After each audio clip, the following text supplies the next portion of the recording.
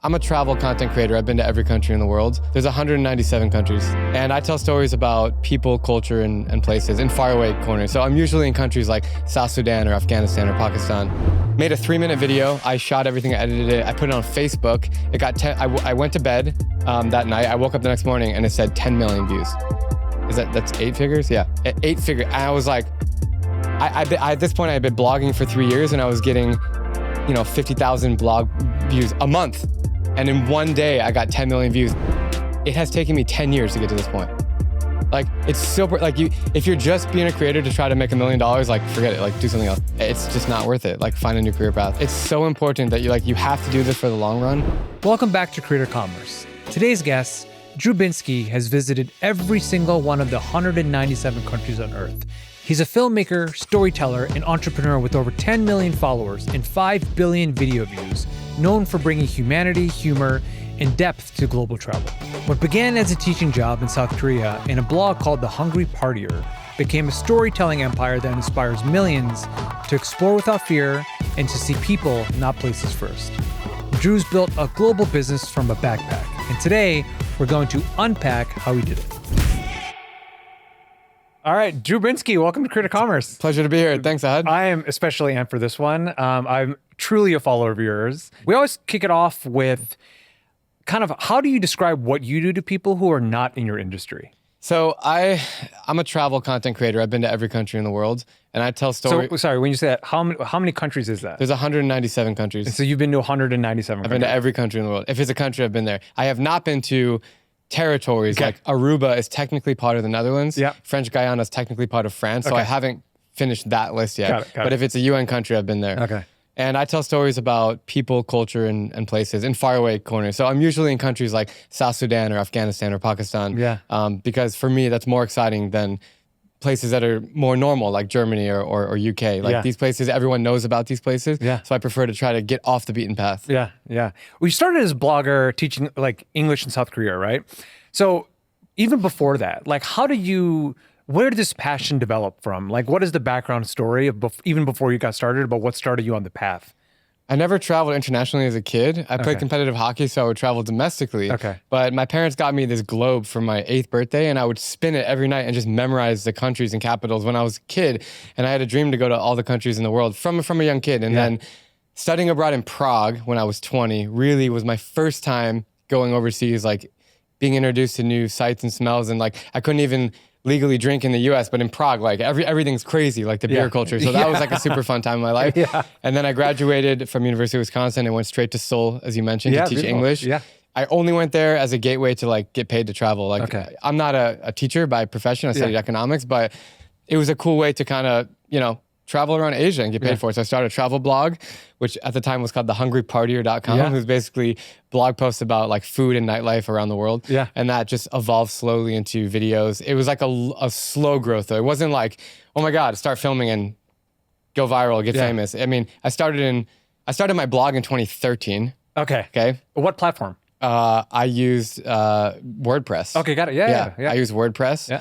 And I was writing until I remember my fingers were sore because I wrote 300 blog posts in 1 year. Yeah. So I've always had this kind of drive to tell stories. And being a YouTuber, in fact, the word YouTuber didn't really exist in 2013. Yeah, totally. YouTube was around. Yeah. I think Casey Neistat, the first generation of YouTubers, but it was not a profession. It wasn't. And when you said you make videos or you make content, people laughed about it. And that has recently shifted. Yeah. But so I was a travel blogger and I was writing and figuring out how to take pictures and post. And I was getting 30,000 views a month on my blog at the time, which is pretty good. Yeah. And I was getting a little bit of sponsors, free hotel, stay here and there. Great. And that kind of prompted me to start traveling and getting paid for it. Got it. There's this concept, Colin and Samir talk about this concept of content market fit. And so not even the video part, but the blog part of it. What was the first piece of content or blog that you saw a spike in visitor traffic or something like that? Do you remember what that was? Yeah, of course. I would write nightlife guides because I was 22 years old and living in Seoul and partying every time. So I did a huge nightlife guide to Seoul. And Gangnam Style, that song came out when I was living in Korea. Amazing. Can you imagine that? Amazing. So, and Gangnam is actually the nightlife district of Seoul, for those who don't know. Yeah. So I would party in Gangnam every night, and I wrote this really cool blog post about the best nightlife, and I would take pictures in there, and went really viral. I was getting interviewed by Korean magazine, Very and cool. got like hundreds of thousands of views. And I remember like that was the post that I was like, okay, like people are actually interested in what I have to say. Yeah. And that no one's ever asked me that question. Yeah. So yeah, that was it. That was the first That's blog amazing. post that went viral. And it's like a combination of like pop culture event, and then also like you're just being there. Like it's a randomness, but like that's what entrepreneurship kind of is. And you were like this too. Like I was also building my Instagram because Instagram had just come out at that time, which is insane to think about. But I did another post called "How I Got My First 10,000 Followers." Yeah, I think I can still find it somewhere on the internet. But that's 10,000. Like that's crazy to think about. That's like, great.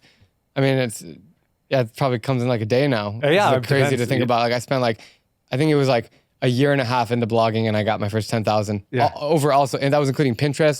Was on Pinterest, nice. Instagram, Twitter, Facebook, just those. Yeah, this is way before TikTok. Yeah. So all this is there's like a passion here, obviously, around travel and like just exposure to the world, which is again resonates with me very, very deeply. There's also like an entrepreneurial gene here that I find fascinating. That before I get into the next question, I always ask like a lot of people who come into the podcast, like, do you think of yourself as an educator, as a creator, as an entrepreneur, as A, B, and C? Like, how do you think about yourself when you like describe what you do or your mental model for what you do as a person? I just say I'm a storyteller. Okay. I think I'm pretty humble. So entrepreneur, I'm not trying to like, I am an entrepreneur. Of course I'm an entrepreneur, but I don't really usually say that word. I just, I like the word creator. I don't like the word influencer. Okay. We can talk about the difference. Yeah. But I just say, let's talk about it. Yeah. I think anyone can just pick up their phone and call themselves an influencer and just start making TikToks. And there's an art to that. Yeah. But creator, I think, is more respected in the sense that like I have a team of 30 people. And I would love to get into that. Well, absolutely. But like we tell like documentaries. I like to say Netflix style documentaries because we have sound designers, we have graphics, we have colorists, we have assistant editors, editors, and it's like a whole assembly line of like how it takes about a month to edit each video, and we're posting 2 or 3 times a month. So I have team A that's working on a video right now. I have team B. They don't even communicate. We all know each other, but they're working on separate projects. They're working on separate projects. Yeah. So that's kind of been this secret sauce to how I'm able to upload so fast. Yeah. And it's expensive. Yeah, that's I'm paying teams. Yeah. So I lost the original question. The difference of a creator influencer. What was before that? Just how you define. Well, it was first of how do you define yourself? Yeah. Entrepreneur, creator. And educator. Yeah. Educator is another way I describe myself. Right. I was an English teacher in Korea. My mom was English. My mom was a teacher her whole life. Yeah. In Arizona, where I grew up. So I always have an educational component to every story. Great. In fact, I won't record my camera on any video unless I'm teaching somebody something. That's beautiful. Yeah. So there's all kinds of entertainment. Yeah. Yeah. And I'm not trying to hate on any creators. I think it's all beautiful, but for me personally, I like to educate while I'm telling stories. Yeah. That's kind of Kajabi. That's like our wheelhouse, right? Mm-hmm. People who telling stories, but also educating through content. I even like what you just said is like, if I'm putting my camera on, I want to be teaching something. There's like value inherent in that, right? And part of it is like, you kind of said you're a storyteller, but there's also this part of your business that is actually business, like a thriving business. Mm-hmm. And so before we get into the nuts and bolts of your business, like, how did you know that this would become something that would like, I don't know, pay the bills or something you could scale into something that gives you the freedom that you want? Like, what was that journey like? So I mentioned the first blog post that went viral, but I picked up a camera in 2016. My girlfriend at the time was not my wife. Her name's Deanna. She's from the Philippines. Oh, cool. We were living in Hanoi at the time. I spent 8 years living in Asia after Korea. We were living in Hanoi, and she said, why don't you start making videos of your travel? So she bought me a small Canon. It can fit in my hand. And I went to North Korea right when she bought me a camera, because I was already going to every country in the world. Naturally, your first stop was Pyongyang. Well, Pyongyang. In fact, this is a crazy thing to say. I'm the last American to step foot in North Korea until now, because I was on the very, very, very last tour group that allowed Americans in 2017. And once I left North Korea, Americans became banned. Your eyes are like this big right now. Is that... Americans became banned, and we're still banned. This is pre-Trump's trip This is pre-Trump's trip. Okay, yeah, so you're the last like non-governmental trip. Yes, to my knowledge. Oh, okay. Because Americans have been completely banned and we're still banned. Yeah, I get it. There could be an American who holds a different nationality. Yep, of course. But I'm the last like U.S. passport holder. Yeah. So I went to North Korea, made a 3-minute video. I shot everything, I edited it. I put it on Facebook. It got I went to bed that night. I woke up the next morning and it said 10 million views. That's 8 figures? Yeah. 8 figures. And I was like, at this point I had been blogging for 3 years and I was getting, 50,000 blog views a month. Yeah. And in one day I got 10 million views. And so that was the exact moment where the blog kind of took a backseat. Yeah. I never announced like I'm not blogging anymore. I was just like, okay, I'm going to start focusing on video. Yeah. And then I started filming everything myself. I was posting daily videos as I was traveling the world, like all countries in Africa. Yeah. So the hardest part about that was actually uploading the videos, like finding Wi-Fi. Oh, right. I would sit in the lobbies of like Marriott's or whatever hotels or go to coffee shops just to actually upload the video. Yeah. So I did that. So I don't know where this gene comes from. Like I'm just like, I think you have It's it too. entrepreneurship too. Yeah, it's right? entrepreneurship. I just yeah. like was really passionate about getting the stories out, and that kind of got me to where I am now. It's a lot of problem solving. Yes, it is. Yeah, that's really It cool. is. Yeah. So 10 million views, right? That is like a seminal moment. Like Yeah. every moment is these spikes are seminal, but 10 million is like a lot. Like people would love to get that kind of exposure. So when that happened, you woke up, you're like, I have 10 million views.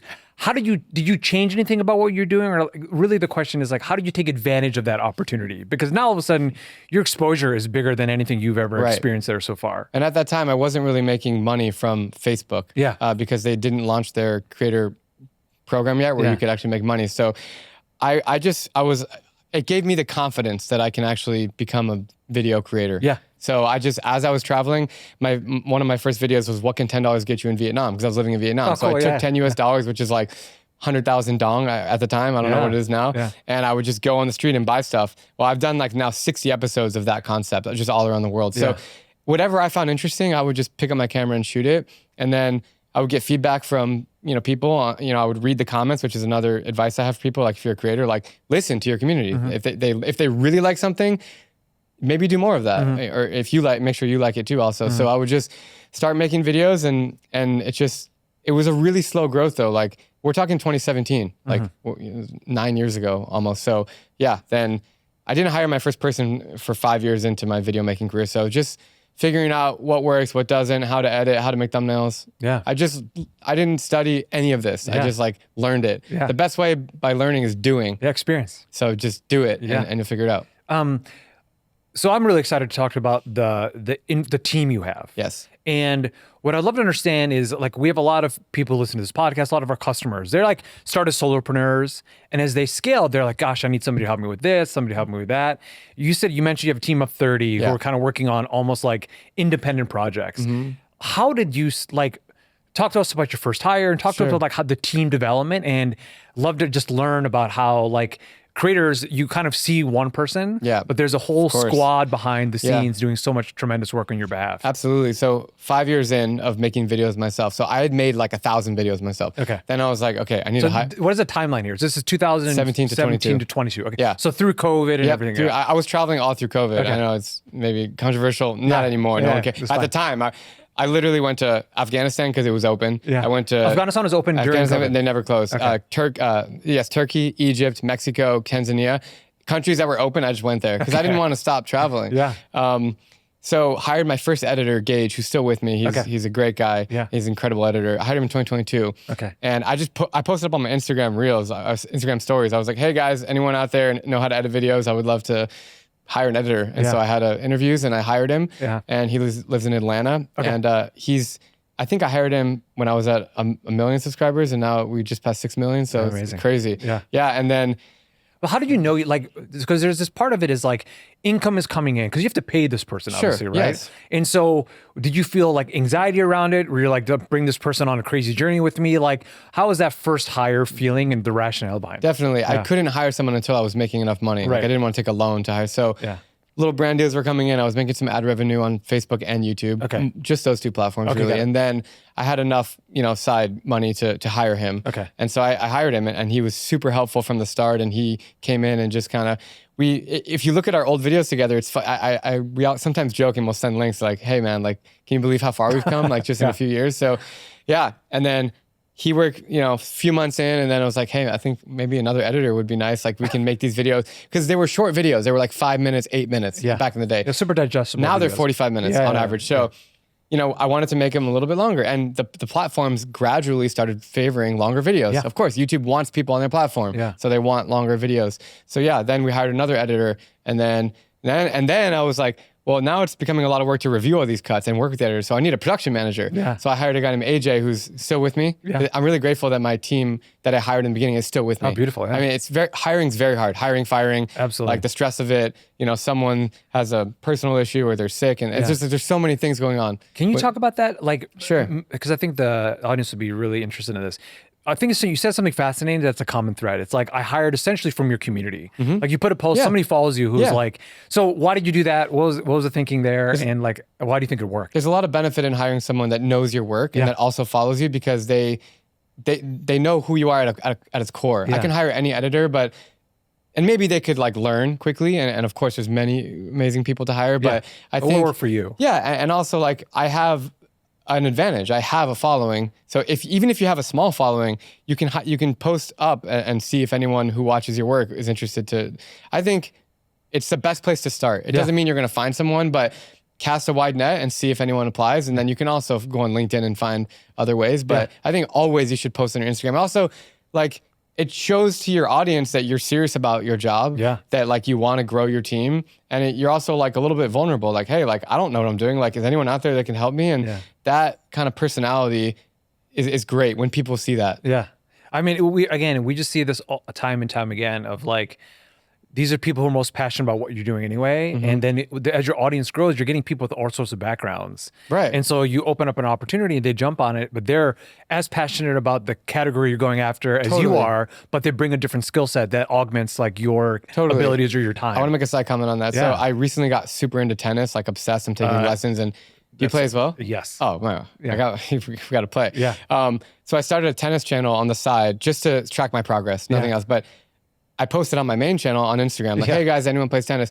I have like almost overnight, like thousands of followers on the tennis channel. Yeah. And now I'm connecting with all these tennis fans that I never knew were in my community. Like, that's so cool. Oh, it's so cool. Your next piece of content is playing a tennis match in every country. Yeah. Because tennis is a very international sport. Of course, sport, it's super right? international. So that's kind of in the works. Yeah. I was in Baghdad like 2 weeks ago, and I showed up at a random tennis court in Baghdad, and I met this guy and this trainer, and he gave me a lesson. So I started filming it, and I was like, this could be interesting. And then I went to Libya, like just recently. Yeah. And I had a tennis lesson in Libya. So I think it's cool. I don't know if I'll hit every country, but the countries that kind of open up your eyes a little bit, it's cool to see tennis in those places. Oh yeah, for sure. I think tennis, like tennis, soccer, those are like very international sports. So hopefully you'll be able to do that. Definitely, pretty well. yeah. So that was a side note. Like, so your community, you just have to give them a chance to speak. Yeah. There's so many tennis players that followed me, I had no idea. Yeah. So it's if there's so many editors that follow people watching this video, like absolutely ask them. Yeah, absolutely. Maybe there might be an editor that's really looking for a job. You just have to post a question so they know. That's great. All right, so go back to your team. So you got 2 editors now, because now the team is, you said, how many people? 30. 30 people. Yeah. So like, again, for aspiring entrepreneurs, creators, Kajabi creators, whatever, like that is a big squad. It's big. It's a big squad, but it makes sense because of how your business has evolved. Sure. So talk to us about that. Yeah, so I had my second editor, then a production manager, AJ, who his main role is to work with the editors, review the cuts, and he now looks at them like way before they come to me. So he'll work with the editors on like 3rd, 4th, 5th version, and then when it's in a good spot and he'll write the voiceover, the temp voiceover, which I'll change later, then it'll come to me. So it's evolved that way. But yeah, then, I wanted to do graphics, and it's like, and my editors are like, well, I could do it, but it's going to take a whole separate brain of mine to do it. So, okay, let's hire a graphics person. So it's not like everything happened in one moment. It's like, we did it. We just kept leveling up. Yeah. And we're like, how do we make better videos? Well, sound is really important. Yeah. We might need a sound designer. Like music is super important. Yeah. Color is really important. So, it's funny, I brought up color. We recently let one colorist go, and we're trying to find a new colorist, and that is very difficult because rates here in Southern California are outrageous. Yeah. And I know I can find good talent here. So we're looking to outsource it, but it's become very challenging to find a good colorist out. It's a very niche thing. Yeah. So we're struggling. Like, I can't afford rates here. I'm looking in other countries, but also like the level is not where we want it to be. Yeah. So we're kind of in this like, we don't have a colorist right now. So it's an interesting point. But production managers, editors. I also have a huge Facebook page, and it's still actually my biggest income earner. I was going to ask, more than YouTube. Yeah. So, and we think about the revenue streams, right? Like, talk to us about how your business is kind of built. Sure. And you don't have to get into numbers unless you want to, but like percentage-wise, like how do you make money? How much is percentage ads? How much is like courses or whatever it is? Like, how do you think about the I would say like you have? 50% brand deals. Okay. And I think most creators bigger creators would say the 6 same million thing. followers on YouTube is like no joke. Yeah, for sure. And then ad revenue on YouTube and Facebook makes up probably 30%. So that's about 80% is between. Yes, 80%. brand And then the deals. other 20 is speaking engagements. So Okay, that's cool. become like a keynote speaking. I'm actually heading to Dubai in a few days. Oh, great. To speak at the IHG conference, which Okay. Intercontinental. Okay. So they're having a global summit, and I'm like the main keynote speaker. So it's great. Like it's awesome because my only deliverable is standing on stage and telling my story. Yeah. Whereas when I work with brands and videos, there's so much push and pull and like meeting deadlines and I don't love putting brand deals in my videos. In fact, I wish I didn't have to, because you're watching an incredible story. Like I was just in Northeast India shooting something, and then it's like, all right, a word from our sponsor, and like that's not. Yeah. It's paying the bills, but it's not like an enjoyable watching experience unless it's like a really spot on brand, which is like 1 in every 10. Yeah, it's really hard to get that smoothness going. Yes, 1 in every 10 is like amazing. Like I'm using the product, I travel with it, like like United Airways or something. Like I'm already using United, so like if like I have a little scene on the plane, it works. So yeah, that's it. I used to do merchandise. It was hard for me to constantly push it. Like, hey guys, buy my merch. I never enjoyed it. I would curl my toes when I had to talk about it because like it just wasn't that natural to me and it wasn't fitting. And I did it for many years, but one brand deal like was more than I would make in like 6 months of selling merch. So I was like, the brand is Just Go, and you can still buy them online. Yeah. And I like the messaging Just Go, and I would wear those words across my chest. That's kind of cool, yeah. And I never like publicly said I'm closing down my merch. In fact, this is the only time I've ever said it publicly. But I just kind of like kept it aside, and I tried other side hustles, but at the end of the day, like I want to tell the best stories I can make. Yeah. And so, and I have the team to do it. So I'm just buckling down on that. Great. In 5 years, what do you think so right now the portfolio is essentially 50% brand deals, 30% CPMs or, from the social media platforms at 20%. Do you want to evolve that over time? Like, how do you think your income stream will look like in 5 years? I would like to have a physical product, like a cool travel backpack, but that's cool. I want to do that, but I just know what I'm getting into and I'm not ready yet. Yeah. Like I would need to hire a CEO for that company. Like I don't want to like half-ass it. Like I would want to actually go all in on it. But you want to go into the physical world. I do want to. Very cool. Yeah. Like I have like almost everyone that follows me is a traveler or interested in travel. So making a travel product would be cool. Yeah. But I would like to, so the pie chart, I think half my income in 5 years will be speaking engagements. Okay, cool. It's really lucrative and it's fun. Yeah. Like talking in front of an audience of 500 people and like seeing their eyes is way better for me than getting 10 million views in a video. Because 10 million views in a video is just a number. Like I can't see these people, I can't talk to them. But you don't see the effect. Yeah, and even just talking to one person like and talking about this, like I can feel it emotionally, so that's different. What was your first speaking engagement? First speaking engagement, I've done about 20 now. The first one was, it was a company called Prudential. It was like a big insurance. Yeah. We have a big Prudential building right here. Yeah. Oh, really? Yeah. And I spent every summer in Prague. So I think it was 4 years ago. They were coming to Prague and they knew I was in Prague. And they were just like, hey, do you want to come speak at our global conference? And I just thought it was like a small thing. And there was like 500 people in the room. Oh, great. So that was one of my first ones. Oh, sorry. One before that was a cruise company called Hurtigruten. It's a Norwegian cruise line. Okay. And I spoke in Norway at their conference. That was like before COVID. So that was like 2019. So yeah, I'm comfortable on stage, and at the end of the day, I'm telling stories about my life. So it's easy to talk about. Yeah. Like if they told me to talk about physics or something, I would, and I had to like study it, it would be hard. Yeah. So speaking would be, I'm evolving to do more speaking, and then I would like to do one video a month. Okay. In 5 years, because then I could put more time into it. Right now I'm posting 30 videos a year. It's a lot. 30 a year. 30. And so you want to go to 12 a year? I want to go to 12 a year because then I just have more, like, first of all, I could pick the biggest bangers of the 30. I would be like, okay, these 12, are gonna, you're laughing at the word banger. I love it. Yeah. YouTubers, like, that's like such a YouTube word. Yeah, banger. that's great. I want to just pick the 12 best stories, bangers to tell. And then my team, I have the team. I just, sometimes I'm telling a story that I'm not so passionate about and it's obvious on camera that I don't love it. Whereas other times I'm like, you can see it in my personality. Like I love being there. I love telling the story, and I want to just tell those stories. Yeah. So 12 a year is where I'm heading. Okay, great. One thing I find fascinating, travel content is notoriously competitive. Like, I mean, everybody wants to be the next Binsky. Like, truly. Like, I have friends from college who have a version of it. Like, and they're doing really well too. Like, what do you think? Like, how do you? I mean, I know you're humble, but like, how did you rise above like, what do you think changed your trajectory versus somebody else? Yeah. And like, that's gotta be something, hopefully you're very proud of, because the fact that like I've been watching your content for years Thanks, now. man. It's like it's so good and so genuine. But getting that like separation is really hard in this notoriously really competitive industry. Like, how do you think about that? You got to stand out from the crowd. There's, I would say, like 10,000 travel YouTubers out there. Yes. Like, how are you going to stand out? Yeah. I got lucky with the timing. Like, as I said, like Instagram came out and I used it, but like, I don't know, you really just got to focus. Like, so stand out physically. I have red hair. That's something like you could wear a bandana. There's another travel YouTuber that wears a bandana that stands out. That's really interesting. You're right. The red hair thing. Yeah. Because even when you walked in, we talked about it earlier today. Yeah. But you have to be different. You have to make people want to open up their eyes. Like, whoa, what is so every country? Yeah. Like, I went to every country in the world.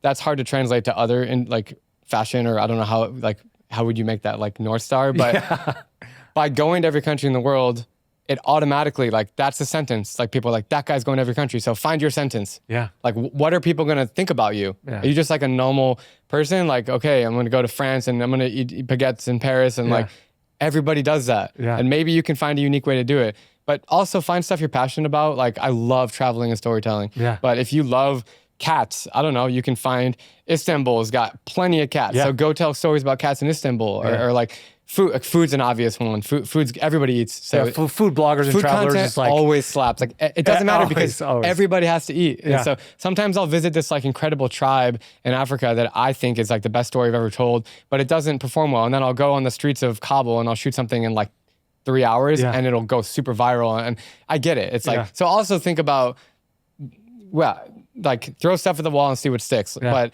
you have to stand out from the crowd, period. So physically, I think is important. As I was born with red hair. I'm lucky to have that, but try to find a way, like, always wear a pink shirt. Yeah, there we go. But it is important though. Like, branding's really important. Yeah. Do you think it creates like a familiarity with your audience? Totally. Yeah. Like, font in my videos. Like, look at McDonald's, Arby's. Like, just look at everything around you. Kajabi. Like, branding is so important, and it's the first impression. Yeah. It's like the logo of Kajabi is the first impression. Like, when I walked in the door here. So it's really important. Like, what is your first impression, and like, how are you communicating to your audience, and like, finding ways to stand out from the crowd. It's so hard. Yeah. But that's super important. Yeah. Otherwise, you'll just be like in the middle, which is, you'll have to figure it out. And also, I've said this 4 times now. It has taken me 10 years to get to this point. Totally. It's not like, overnight. It's super, like, if you're just being a creator to try to make $1 million, like, forget it. Like, do something else. Yeah, I think that, with kids and stuff, so I have like a 15-year-old, and like the number one, at least a couple of years ago, used to be the number one job kids want to be when they grow up is like a vlogger. Yeah, I've seen right. that before. And it's because it seems so easy, but people like you have a team of 30. You have all this things you're doing in the background, and the success doesn't just happen randomly. It happens after like a decade of work. Yes, right. It's so important that you have to do this for the long run. Yeah. If you're just looking to make $1 million and make a viral video, it's just not worth it. Like, find a new career path. Yeah. And that's something you have to ask yourself at the beginning. And from the beginning, I knew that I wanted to like make this a long-term thing. Yeah. And I feel like I'm 9 years into this career, and I think I have a good 15 years left. I really think that. That's beautiful. Like, I have friends that have had my wife and I probably in 2 years-ish are planning to have kids. And so I have other creative friends that have had kids, but they've figured out how to navigate it, and it's challenging, and I can ask you for advice on that. But like, I still want to travel, and if I can get to that 12 video a year mark, I batch shoot. So I shoot like a bunch of videos in 2 months, and then I'm chilling. Yeah. Right now I'm chilling. Yeah, good. I just filmed a bunch of videos in the last few months. So I think that's kind of what I'm working towards, but you have to be in it for the long run, and you have to be patient. Yeah. Like, you have to be patient. That's great. That's great. Awesome. The guy, Gangnam Style, his name is Psy. He's a K-pop. He blew up from that video. Yeah. He had been creating songs for 15 years and nobody knew who he was. Yeah. 15 years. Yeah. Everybody's an overnight success. Yes. But it's not. Yes, you could go viral and get on a talk show, and like, it does happen. Yeah. But like, longevity is something I think about a lot. That's great. Yeah. Not age longevity, which is also something I think about, but like cold plunges, but like, how do I actually be able to travel and tell stories until my 40s and 50s? That's I'm 34 now, so. That's great. You got 15 years, man. Yeah, 15 years, I'll be 50. Yeah. So yeah, that's kind of the goal. Yeah, awesome. So 30 people on the team. Yep. You said you have 18 people in the Philippines. I have 18 people in the Philippines. 18 people in the Philippines. Yes. So how did you build that team, and like, how did you vet these people? How do you find these people? It's hard. Yeah. Once you find a really good editor in the Philippines, they're really loyal. They speak great English, and they're about a fifth the cost of what it would cost here in the US. So I'm grateful that my wife runs a virtual assistant agency in the Philippines. Does she really? It's actually her job. Oh, wow. So I had like an in, and anybody can use her company to hire. It's called Go Virtuals. But like, there's many ways that you can find.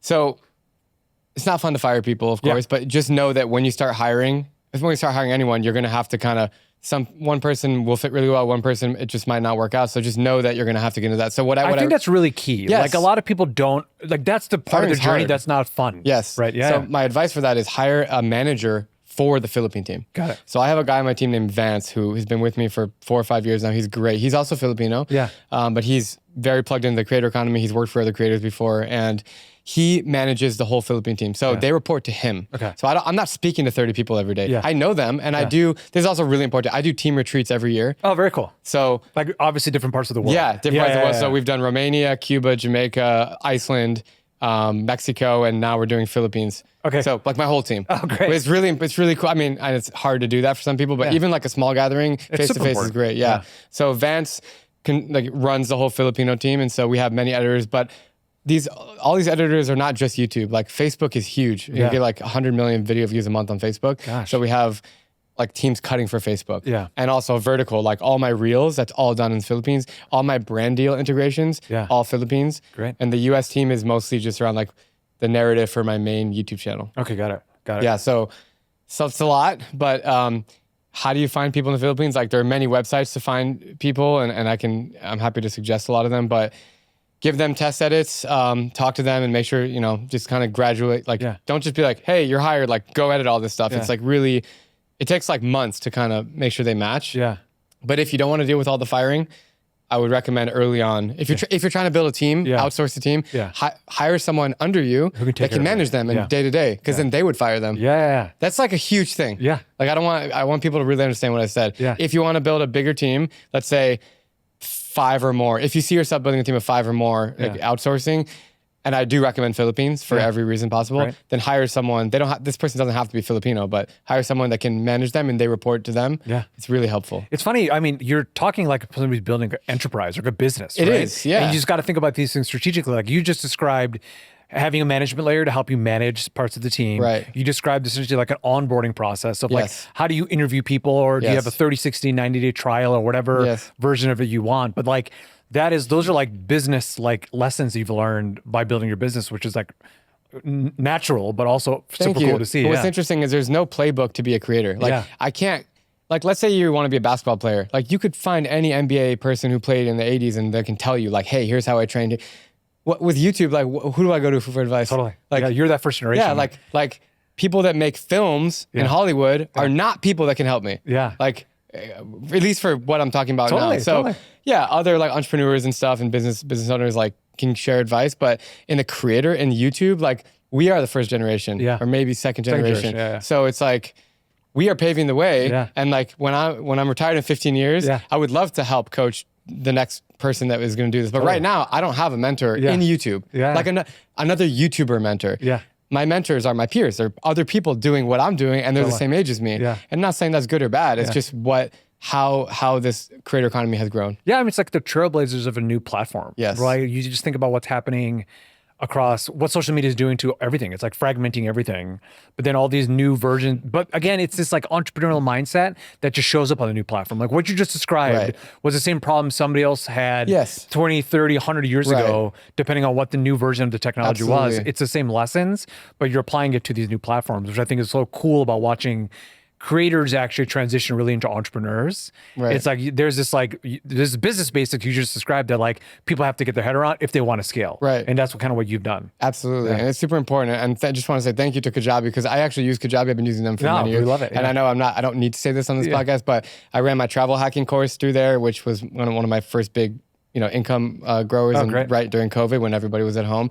And all my emails are sent through Kajabi. And actually my website is hosted on Kajabi. Awesome. So like this is a really natural fit, because I've been doing this for like 6 years on Kajabi, 5 years. So it's not like, you're not new to this. I couldn't do this podcast without saying that. So thank you for like helping creators and like being there for us, because it's really nice to have a one-stop shop for all these things. No, we love it. Thank that. Really, really appreciate that. So I wanted to talk about your social media following in general. So there's like 10 million plus followers across platforms, if not more. Yeah, almost 20 now. Almost 20 now, sorry. It's okay. It's like a tremendous number, right? You talked about Facebook. It's actually, like, people don't talk a lot about Facebook as much anymore. So I'd love for you to spend a little bit of time on what is working with you on Facebook, why you like it, what it's great about it, and then also talk to us about YouTube and kind of how you go about building your content for YouTube. I think that's really helpful. Thank you. I would love to talk about Facebook. It's funny because when I travel, side note, a lot of people think I look like Mark Zuckerberg. It's like totally random. I either get that or Eminem, like in other countries. Oh, nice. It's really funny. But Facebook is huge for me, and it is very generational. So I am the cutoff. I'm 34. Yeah. Like, I don't use it anymore. My friends don't really use it anymore, but like I think like people older than me still use it. Yeah. Maybe not so much in the US, but like internationally, it's huge. Got it. Like in Philippines and in some, a lot of African countries in South America, it's huge. So I'm posting several videos a day, but they're cut downs of my. So I make YouTube videos. That's what I do. So your primary category or platform you're building for is YouTube. I am a YouTuber. Okay, great. Yeah, and I do like that word, YouTuber, and I make YouTube videos. Yeah. Then my team in the Philippines, who gets all my content. This is actually an interesting little tidbit of information. Everyone asks me, like, how do you deal with the data and management? So I film everything on hard drives, and then when I come home from my trip, I ship a drive to my team in Atlanta. They all live in Atlanta because I hired their friends, and then I ship a drive to Manila. Okay. And everyone's so amazed that I ship a hard drive to Manila. I walk into FedEx, I spend $100 and I ship a drive. Like, that's so much easier than uploading everything on Google Drive and also or Dropbox and also like 4K footage. Forget it. Like I'm not. Yeah. So I ship like a 6 terabyte drive, which are now this big. Yeah. And I ship it to Manila and it gets there in 3 days. So that's something that everybody always asks me, like, how do you deal with it? It's very easy. Yeah. And then at home in my safe, I have like 90 terabytes now of footage that I've collected from around the world. Yeah. So I make YouTube videos, and then my team in the Philippines gets that, and we kind of repackage it. So they'll literally like cut the video, but they'll also look at the raw footage and be like, oh, maybe we can like massage this scene a little bit, and then we'll make like 3 to 7 minute videos for Facebook. For Facebook, vertical. Okay, for Facebook. Yeah. And they'd only go on Facebook. They don't go on Instagram. Then a separate team cuts separate Instagram reels, which I'm now trying to make original content, which is hard. Because now I'm going to a place like India where I just came from, and now I'm holding my phone in one hand, my Sony in my other hand, because I have to shoot organically on the phone. Yeah. So it's a little bit hard for me to do both, but it's really important to shoot organically on the phone for reels. Yeah. Because, like in a 0.5 mode, if you flip it, it really looks and feels natural. Yeah. And so all that content goes to the Philippines, my Philippine team, and they cut it for Facebook. And then, it works the same like YouTube, like ad revenue. Yeah. No brand deals want to work with Facebook. Never. Why is that? I don't know. I think it's really volatile. Like 1 month I'll get crazy amount, and they look at my demographic, my analytics. 1 month I'll get so many views, and 1 month like this. And there's a lot of like things I can't control about Facebook, like the algorithm, and it shifts a lot. YouTube's really stable. Like I can predict my next month. Got it. But Facebook, I'll have like 3 months that are like, whoa, like I'm retiring. Yeah. And then I'll have 3 months where I'm like, holy crap, like how can I pay my team? Retiring. So that's the volatility of Facebook. And also I think YouTube, I don't know what it is. I think YouTube's more professional. Yeah. And I think YouTube has a bigger audience, young, older, all around the world. Okay. So Facebook is not to be ignored. Yeah.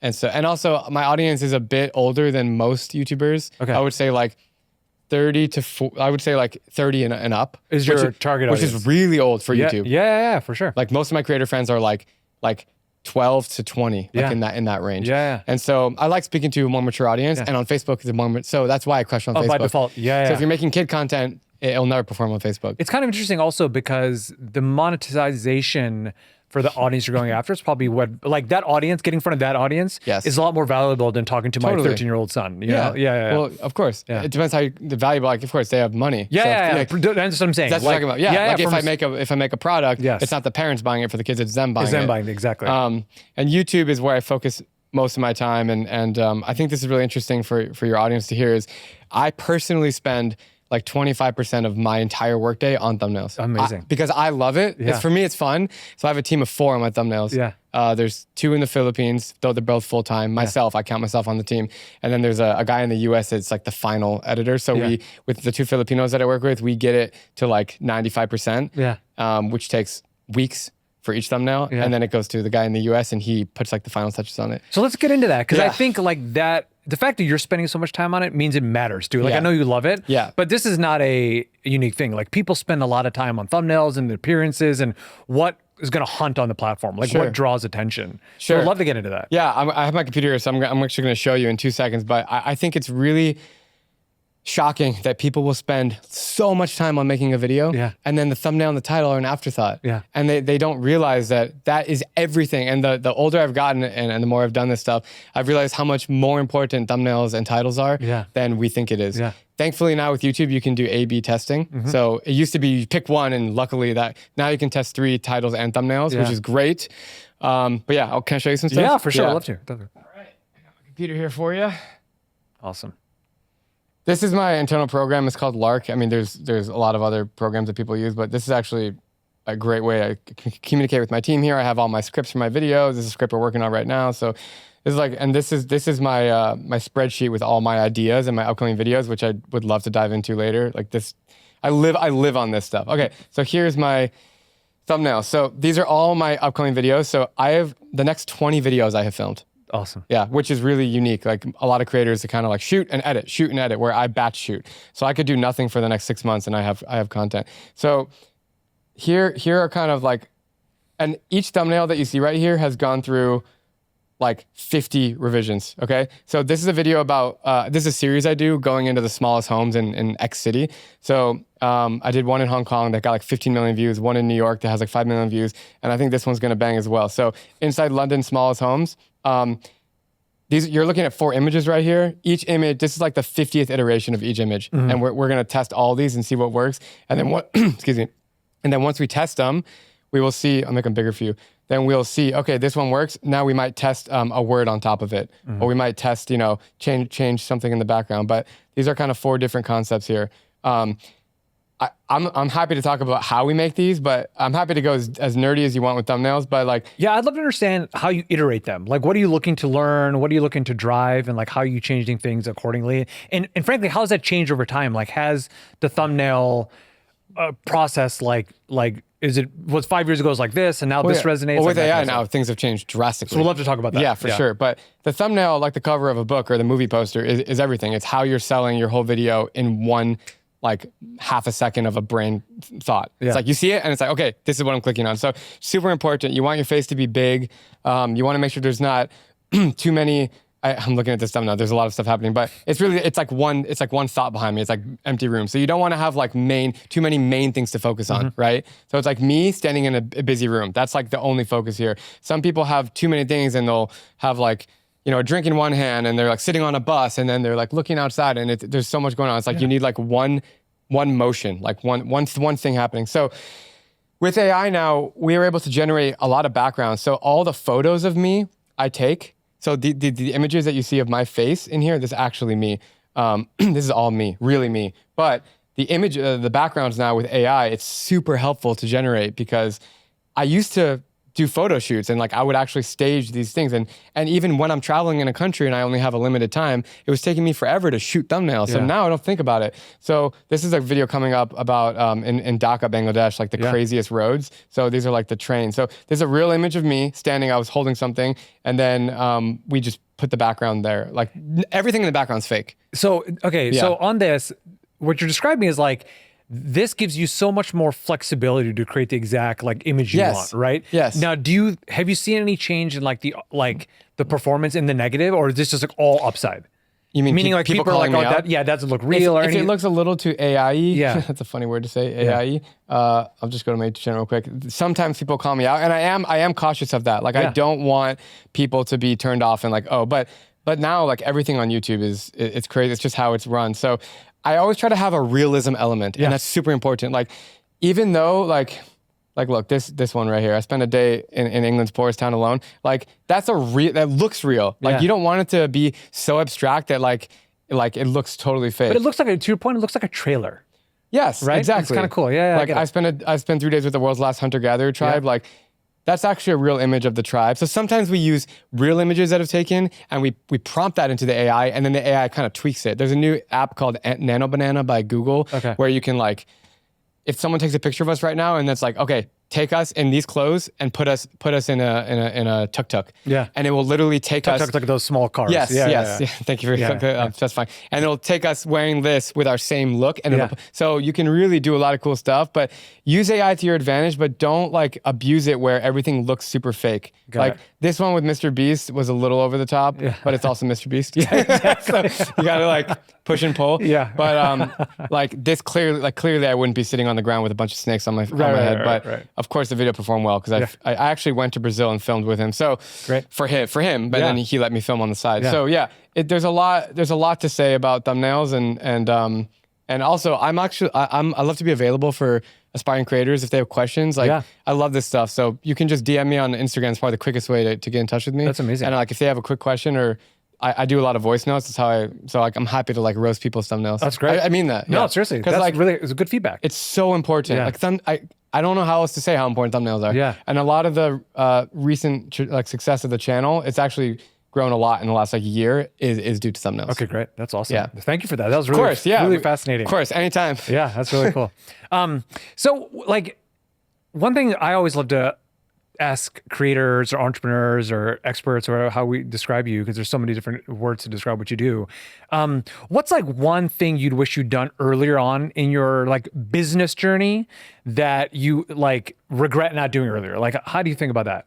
I always say my only regret was not starting to film earlier because I was living in Korea teaching English, doing all these crazy things in Korea, but I was just blogging. Yeah.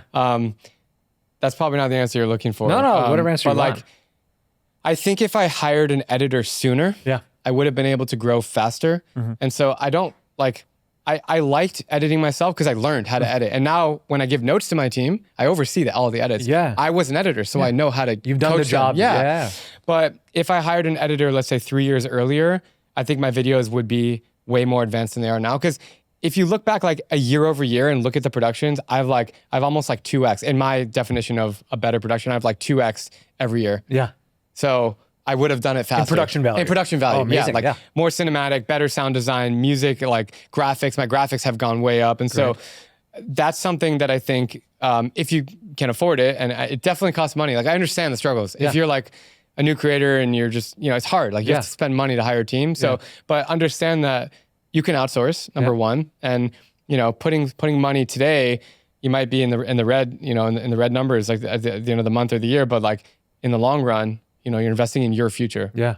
You're investing in yourself, which is important to think about, right? And if you think that you're going to grow and you trust the way that you operate, then I think it's a good place to put your money. That's great. That's great. So you mentioned this AI, and obviously this is what everybody's talking about. Our thesis at Kajabi, or my thesis specifically, is like, there is going to be this commoditization of some content over time because it's just too easy to build content right now, right?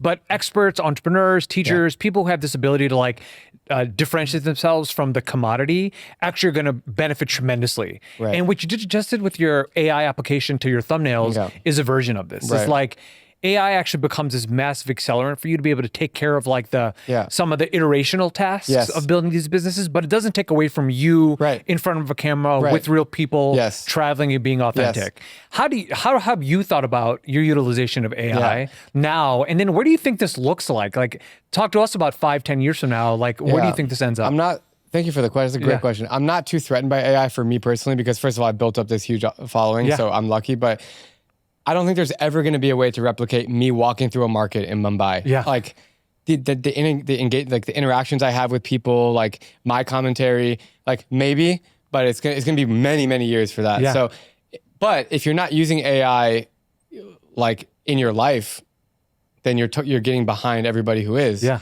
And like, at this point, it's very rare to find someone on the streets here that are like, I won't use ChatGPT. I think there was a period of neglect for a while, but like everyone realizes that it just helps you. Yeah. So with ideation is huge, and I would like to talk about ideation too, because like I have to know what I'm shooting, but it helps a lot with ideation, titles, thumbnails, like that stuff you should totally use it for. Even lately, as I'm shooting, I was in Baghdad a few weeks ago, and like, it's almost like I had an assistant with me prompting me some lines, because I voiced a lot to ChatGPT, and I'm like, I'm shooting this video in Baghdad right now, and just give me like 10 bullet point lines that I can say to camera that I look really smart about, like history stuff that like, and it gives me like because it knows me, it knows who I am and what I do, and it gives me these perfect lines. So as I'm shooting on the street, I'll just open it up and I'll be like, so Baghdad's actually 4,000 years old and it goes back to Babylonian times. And it's something that I wouldn't normally say to camera, but that helps a lot. So, excuse me. So these little things are great to use AI, but it's not going to, for the near future, like completely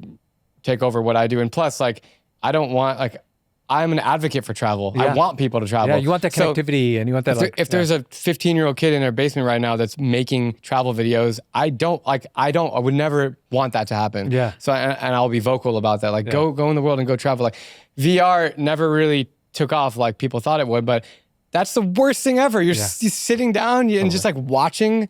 Go do something. And if you can't afford to get on a plane, then go walk, go drive somewhere, or go walk somewhere and like have real experiences with people. So that's like human connection is really important. And that will become more important as AI and VR become bigger. Totally. People are going to crave human connection. So what I do, I'm trying to like push that. Yeah, I mean, you're describing like, it frankly just makes sense given what you do. It's the authenticity of it. Yeah. It's like you can look on Google Images or you saw or whatever it is, or you can put a VR headset on and like be somewhere, but it's literally not the same thing. Right. And part of this is just the experience of going out there and experiencing that country, that community or whatever. And it's hard, you can't replicate that. And if people know it's real, there's value to that. Like, you know, the Dodgers baseball game, I watched the whole thing. Went to last night? Yeah. 18, it was like insane. Like one of the best games I've ever watched. I watched every pitch for 6 hours. If there was an AI version of a Dodgers game, nobody, like, they know it's not real. They know that the players were not. So like automatically it's not interesting. And so I look at that the same way. Like I'm making my own sports game as I travel and people know it's real.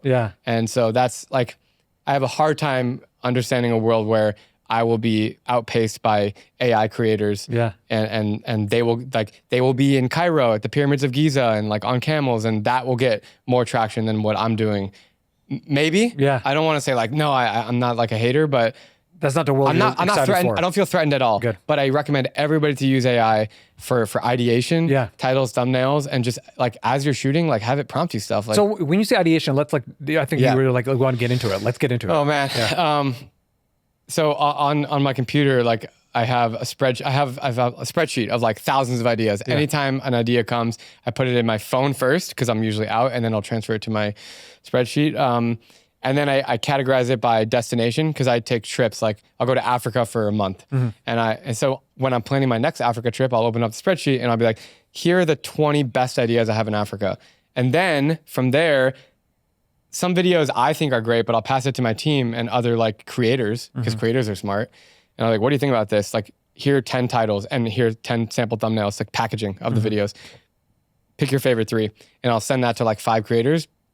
And if a lot of times they'll pick some like, and that's really telling for me because then it's like, okay, cool. Like my instinct is on par. Some people disagree with me and say you should just go and film what you want to film and don't worry about what's viral. But like, there's both. Like I have to think about both. I have to shoot videos that I want to tell, but I also have to keep in mind that like, I got to play the YouTube game. And I don't love playing the YouTube game, but I have to play it, which is why my thumbnail process is crazy. If I didn't care about the YouTube game, I wouldn't do that. So there's no one size fits all, but I do think it's important to use AI in your business. Like you have to. In your workflows. Have to. I got it. Yeah. I think it's interesting to talk about you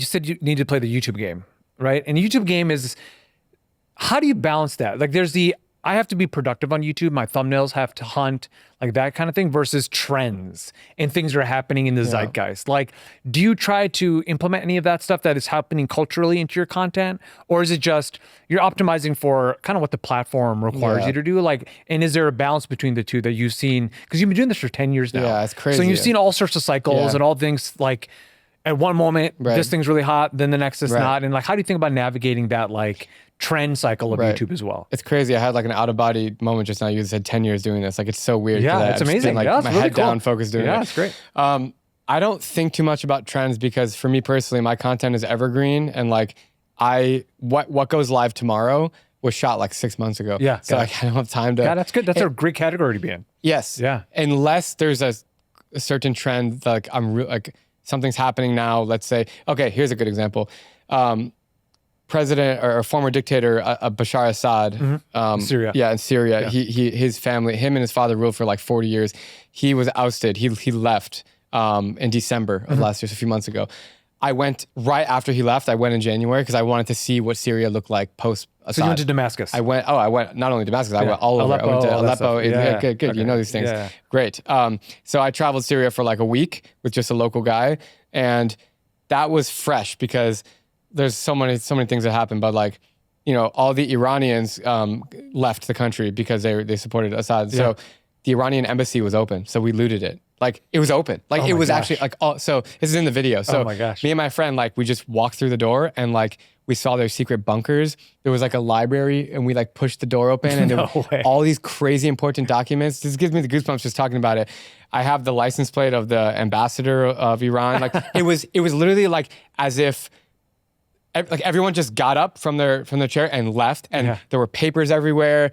Like it was the most insane. There was like, you know, in Iran, they put this rock candy inside of their tea. It's like really cultural. Yeah. Like there was like rock candy everywhere.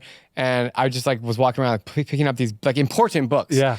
And so like, but 2 weeks after I left, that was shut down. So that's one example of like, if there's a trend, I think it's important to go. That's a crazy example. That's almost like a geopolitical trend. Yeah, like some event happened, let's go into it. Yes. You're like almost like a storm chaser. Yes, kind of. So if I see something like that, I'll go to it. But like 99% of my content is evergreen. Like I'll go to a tribe. I've done a lot of recent tribe content. So I'll visit a tribe in Africa and like people could watch that in 100 years from now or 100 years ago and it's the same. So I try to, and I also try not to talk about current events because this is an important thing. Like, if I say to you 9/11 right now, like that was so long ago that like you're like, what? Like, so that's 20 years ago, right? Yeah. So if I talk about COVID, for example, I traveled in COVID and I never talked about it ever. During COVID, you didn't During talk COVID. About it. Oh, fascinating. Even though some people had masks behind me, like I never talked about it. Yeah. Because I knew the 9/11 thing that I just told you, like in 20 years, who's going to, like it put the timestamp on it. And then your content's not evergreen. Yes. So I think for some creators, it's important to think about these things. If you want your content to be, you know, referenced in a certain way. One thing I wanted to spend a little bit of time on is how you think about like a platform like Kajabi. So you mentioned you had courses before. Yes. What about, how does digital products play a role in your current business or your past business or kind of your business in the future? For me, it was so natural, like a travel hacking course, teaching people how to travel and save money. Yeah. And like, basically, so I had like 18 chapters. It's still online on Kajabi. And it's like, you know, what are the best apps that I use? Like, how do I find local friends? Like, when I arrive in a country, what do I do? How do I find cheap flights? How do I book hotels? These were each video lessons. Yeah. And so it was super natural to talk. Like, as I was filming videos, I would say, hey guys, like as I was shooting in a hotel, like, by the way, if you want to know how I booked this room, like check out my travel hacking course. But why not put that on YouTube? And we'll talk about that tension of like giving it out for free versus putting it behind like a monetization. I have a specific way that I tell stories on YouTube, and it's kind of documentary. Yeah. Like, so if I just put up all these random travel tip videos, I think it would be weird unless I started a separate channel. But there's value in like gatekeeping. For sure. Yeah. I mean, there's value both ways, right? We all think about it like you're doing this, so you're putting knowledge into the world, frankly, and so you should benefit from that. And the people who decide to like digest that value and transact, there's value, like a value exchange, right? Which is really fair. And that's why there should be like some kind of like monetary opportunity for you to benefit from that, right? But the exclusivity is interesting because all my content's free everywhere. It's always been free. So putting a paywall behind something, people are like, oh, like what am I learning there that I'm not learning already? And a lot. They're learning a lot. Totally. I spent like I was at my grandma's house in Dallas when during COVID when I filmed all of these episodes back to back. It took me like a week. And like that, I think it's really valuable. I still think it's valuable like for people that use it. And I don't push it much anymore, but I still like a couple $1,000s a month comes in. Oh, great. That's great. Yeah. It's passive income. It's infinitely scalable. Yes, right? it's infinitely scalable. Yeah. So digital products are way more interesting to me at the moment than physical products. Just because I told you my merch, it's like shipping problems and then misprinting and then someone sends it back. It's such a pain. Yeah. And digital is like way easier. Instant fulfillment, like no problems with like supply chain or working capital. And the margins are way better. Yeah, that's what we talk about a lot too. It's you know, people talk a lot about physical goods and it's amazing, right? Yeah. But revenue is one thing, profit is different. Yes. And so like that sounds like it resonates with you too. Absolutely. Yeah. I made way more with my course, like 5x than I did from like 5 years of making shirts. Of merch. Awesome. And it's not that I don't like merch, it's just, it was hard for me to keep putting effort into it when I just wasn't seeing the value. All right, so now's the time, Drew, on Creator Commerce where we do the thing that. So I'm going to read a statement to you, and you're going to tell us your response to it. Okay. The thing that made you chase the dream of visiting every country. Living in South Korea and realizing I was only 24 and I had the chance to do it, so I just went for it. Awesome. The thing that made you believe you could actually stand out in such a crowded industry. Going to every country in the world, but focusing on human connection and documenting that part of my travels. The thing that changed how you think about travel storytelling. YouTube completely changed the game for everyone and everything, and I think that is the platform that will continue to grow and evolve, where other platforms they have a shelf life. Yeah. I think our whole lifetime, YouTube will be the thing. Amazing, So that's amazing. Yeah. The thing that shifted how you see your role as not just a traveler, but a brand. Being myself, so my personality. People are watching my videos because they're interested in what I'm doing, but also who I am and what are my interests. So make that integral to your brand. If it's a personal brand, people want to know who you are and what are you doing and what are you interested in. Yeah. So build that into your content. That's really cool. That's really good. That's a really good, great answer. The thing that changed your idea of success once your channel started taking off. It used to be based on like millions. Like if I saw a million, it was that. But I think when I genuinely really love telling a story, and it's the comments more than the views. When I read comments, and I can tell right away if people are like responding in a certain like, oh my God. Some people on my recent video are like, I've been following you for 10 years and I've never commented in this video. And those are the things that I'm like, okay, awesome. That is cool. It's the comments. Yeah, that must get you amped. That's really cool. Yes. That's the thing that you thought would never resonate with people, but did. Going into like really dangerous places and showing not only showing luxury travel. I used to do that actually. I used to show like, okay, I'm flying business class and check this out. But people just want like the dirty, like they want to know like, what is it really like? Like I'll go into this community and like find the random thing. It's not always, doesn't have to be like fancy and clean to be, for me as a travel creator at least. People want to see all elements of life, not just like one vertical. Very cool. The moment that made you realize your brand was bigger than just documenting trips. Maybe being a keynote speaker and getting invited to these like huge conferences with like great. really important people and smarter people than me. And I'm like standing there telling them stories, like clearly that it's kind of elevated and I feel like my value is there. That's awesome. Last one, the connection, story, or piece of feedback from your audience that still fuels you every day. I really appreciate when people recognize me on the street and they say, I went to Lebanon because of your video. And I think that's so cool because traveling builds bridges, it opens doors, and it makes you wiser. Like I've learned more from traveling than any lesson in school has ever taught me. So if people felt connected through my content, that they actually booked a flight, it happens with countries like Pakistan and Iran and Syria a lot because these countries are scary to the outside world. But people like actually go and they meet the people and they're like, this is the most hospitable people in the world. Totally. And so that's kind of the biggest validation for me. That's great. Awesome. So, all right, Drew. So this is a time on Creator Commerce where you give the creators a creator assignment. So this is a task they can complete in the next week or so that'll help them along their creator journey. Okay. Hi, creators. What's going on? So ideation is huge. You have to get the right ideas, right? So what I do is I have several YouTube channels that are like in the background, and I'll have one channel where I'll only follow like food creators, one channel where I'll only follow like crazy adventure creators, one channel where I only follow like people that interview other people on the street. And so when you start following those creators, then you'll look at your feed on YouTube and you'll see what videos are being served to you as a new channel. And then that'll be a good indication of like, whoa, like these videos are popping on this channel. This is an outlier. Let me record that, and always keep a spreadsheet. Like always, from day one, I've recorded everything in a spreadsheet, and then you can organize it and go through it, and then get everything together. I do recommend getting titles and thumbnails set ahead of time if you can, and then getting feedback from your peers on, okay, should I shoot this video? Should I not?